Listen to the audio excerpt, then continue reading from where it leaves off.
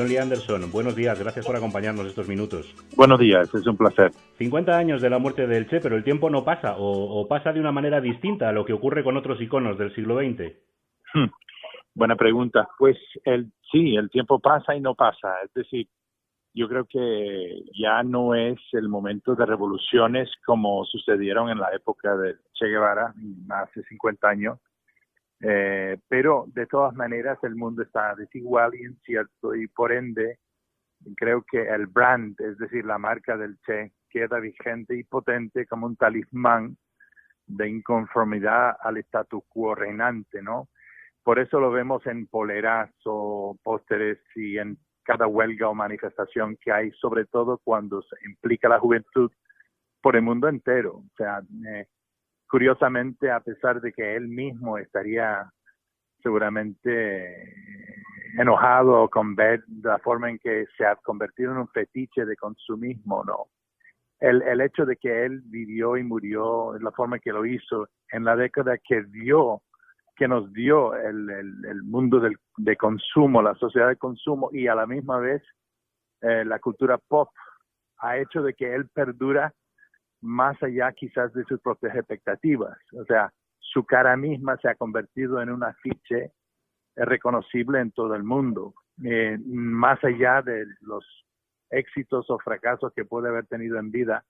Su cara representa desafío al statu quo y eso sí tiene una potencia. Esa imagen del Che, además esa imagen que todos tenemos fotografiado por Korda, decíamos, compite todavía con las grandes marcas internacionales en camisetas o en ropa, en unos tiempos de vida virtual o de vida digital en los que, no sé, alguien que se dedicaba a recorrer senderos de arriba para abajo, que utilizaba la violencia, que disparaba o que pretendía cambios entrando de lleno en el fango, en el barro, parece una referencia que no es habitual, ¿no? Él sigue vigente como una figura de emulación para los guerrilleros del mundo. Es decir, cuando el año pasado anduve entrevistando miembros de la FARC que salían de las selvas después de 52 años, su gran referencia, su Jesucristo, por decirlo así, es el Che Guevara.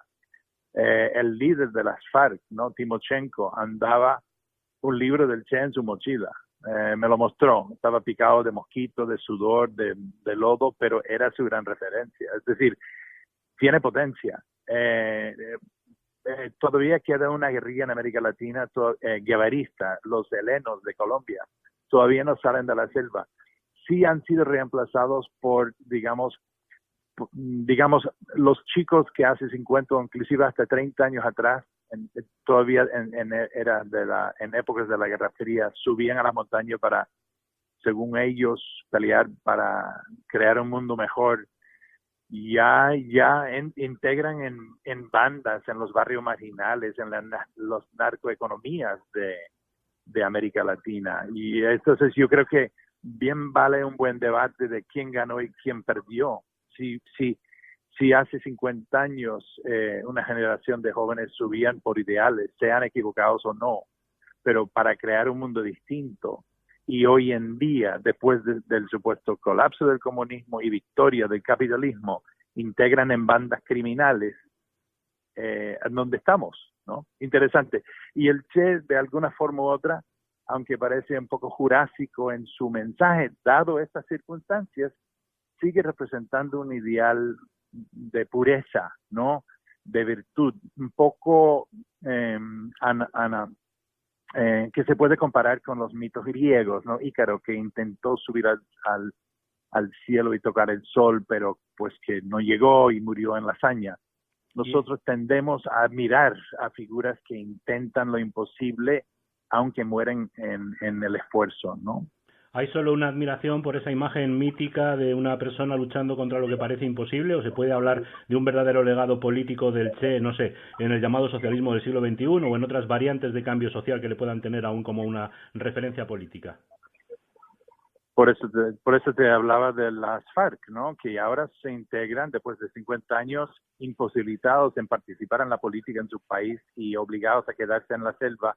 Ya se forman un partido político, pero según ellos fieles a los ideales del Che y otros referentes del socialismo, y empiezan a participar en la política de su país desarmado.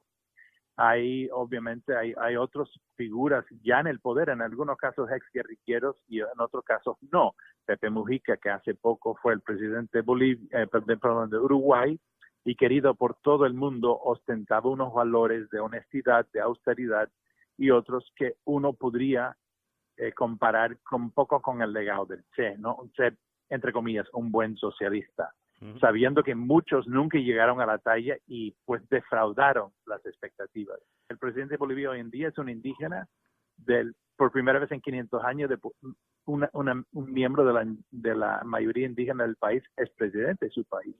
Hace 50 años el presidente boliviano ordenó la muerte de Che Guevara. Hoy en día el presidente boliviano Evo Morales está a la cabeza de las conmemoraciones de Che Guevara. Algunas cosas sí han cambiado.